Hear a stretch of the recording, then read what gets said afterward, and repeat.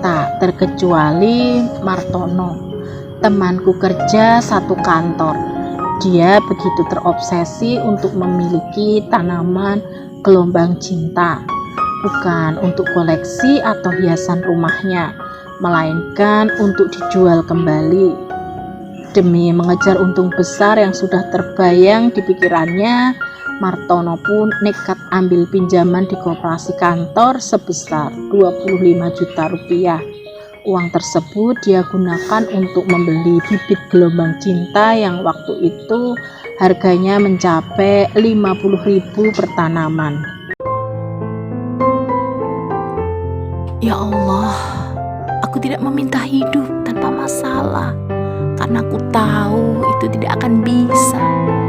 Aku hanya meminta hati yang sabar, hidup yang sehat, dan iman yang istiqomah, agar aku bisa kuat dan tabah dalam menjalani kehidupan. Open Diary.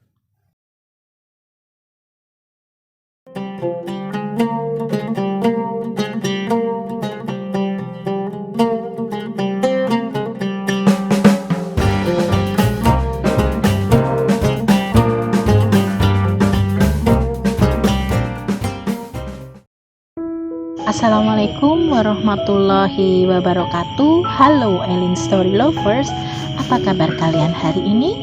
Pada kesempatan kali ini saya akan membawakan sebuah kisah yang dikirim oleh Mas Udin di Muntilan, Jawa Tengah. Diary gelombang cinta atau Anthurium ploumani, tanaman hias yang anggun dan unik. Tanaman hias ini pernah booming di Indonesia, khususnya di kota-kota besar seperti Jakarta dan Yogyakarta pada tahun 2006 hingga 2008. Waktu itu harga tanaman ini bisa mencapai ratusan juta rupiah per pohon. Namun tingginya harga tanaman tersebut juga membuat para pemilik khawatir, sebab pada masa populernya gelombang cinta, para pencuri tidak lagi fokus menjarah barang berharga, tapi justru mengincar tanaman yang satu ini.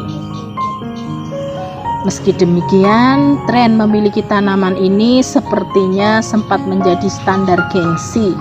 Tidak heran dengan harga selangit, semua orang jatuh cinta ingin menanamnya di rumah. Tak terkecuali Martono, temanku kerja satu kantor.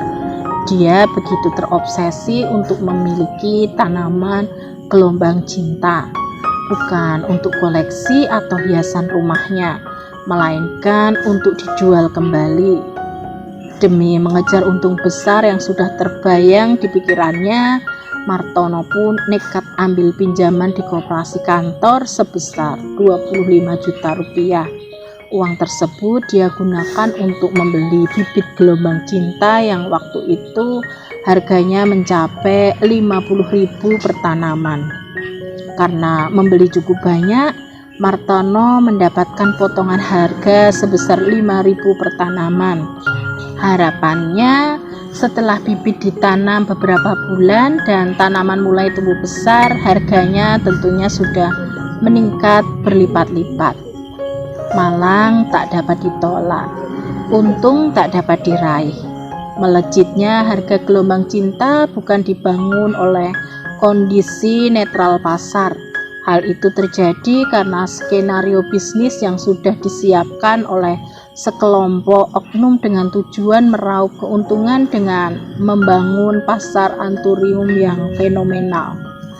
Seiring bergulirnya waktu, harga gelombang cinta ternyata bukan makin melejit, tetapi sebaliknya. Memang tanaman jenis anthurium ini masih ada sebagian penjual tanaman yang menjualnya, tetapi harganya begitu murah. Begitu juga yang dialami Martono.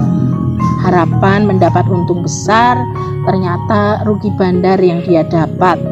Tanaman gelombang cinta yang dibelinya seharga 45.000 per tanaman, Kini dijual murah pun tidak ada yang beli.